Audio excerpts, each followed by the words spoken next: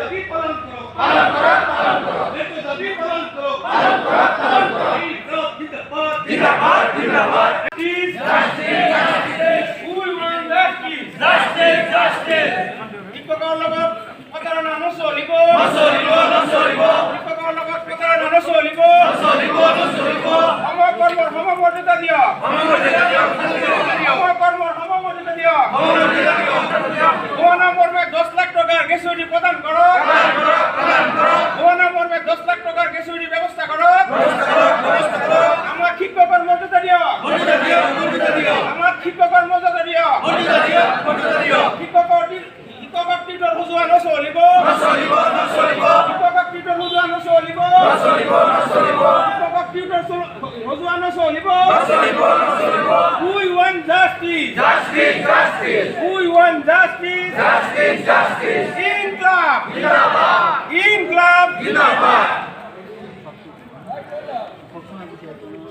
আমি আজি সরকারে আমাক 5 ফেব্রুয়ারি 2021 তারিখে আমাক শিক্ষকৰ পৰা মৰ্যাদা হানি কৰি টিউটৰ হিচাপে নিযুক্তি দিছে আৰু এই নিযুক্তিটো আমাৰ কাৰণে এটা প্ৰবঞ্চনা আৰু প্ৰতাৰণামূলক হৈছে।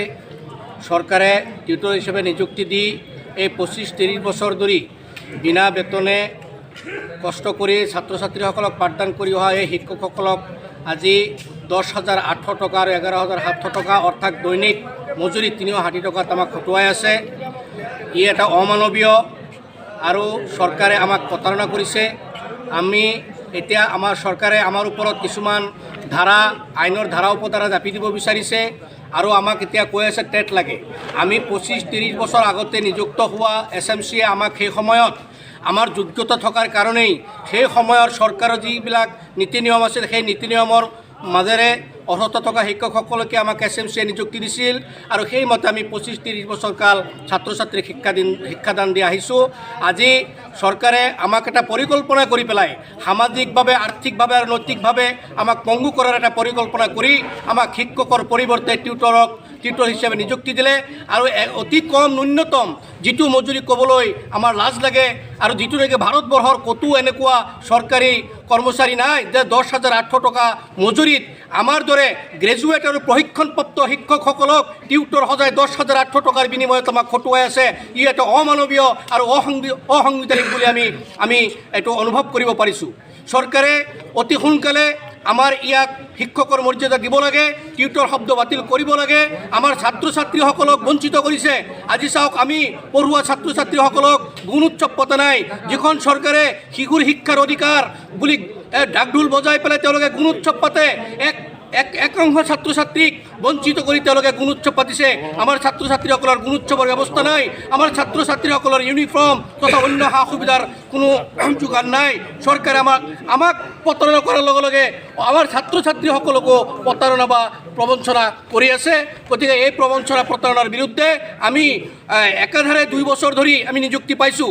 2 বছৰ ধৰি আমি বিভিন্ন আন্দোলন কৰি আছোঁ। বিভিন্ন আন্দোলন কৰাৰ পাছতো চৰকাৰে আমাক কোনো গ্ৰীণ ছিগনেল দিয়া নাই। আজিলৈকে আমাৰ সমস্যা সমাধানৰ ক্ষেত্ৰত চৰকাৰে আমাক লগ দিয়া নাই। গতিকে আপোনালোকৰ জৰিয়তে অসম চৰকাৰক আহ্বান জনাইছোঁ, অতি সোনকালে আমাৰ এই ব্যৱস্থা নকৰে আমাৰ কেন্দ্ৰীয় কমিটিয়ে, আমাৰ সংস্থাৰ কেন্দ্ৰীয় কমিটিয়ে অহা 28 ফেব্ৰুৱাৰী তাৰিখে ডাইৰেক্টৰ অফিচ ঘেৰাও কাৰ্যসূচী গ্ৰহণ কৰিছে। তাৰ পৰৱৰ্তী 10 মাৰ্চ তাৰিখে অৱস্থান ধৰ্মঘট আমাৰ বাজেট অধিৱেশন অনশনৰ কাৰ্যসূচী গ্ৰহণ কৰিছে।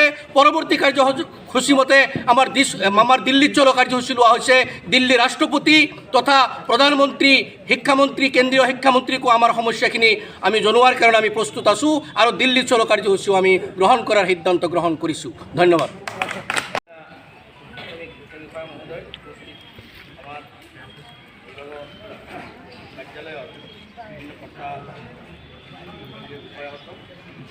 আজি আমি এই সংস্থাৰ তৰফৰ পৰা যিটো মেমৰেণ্ডাম মুখ্যমন্ত্ৰীলৈ প্ৰেৰণ কৰাৰ ব্যৱস্থা কৰিছোঁ।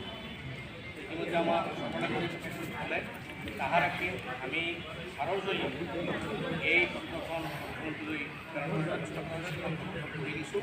তাৰপিছত আমাৰ সভাপতি হাতৰ পৰা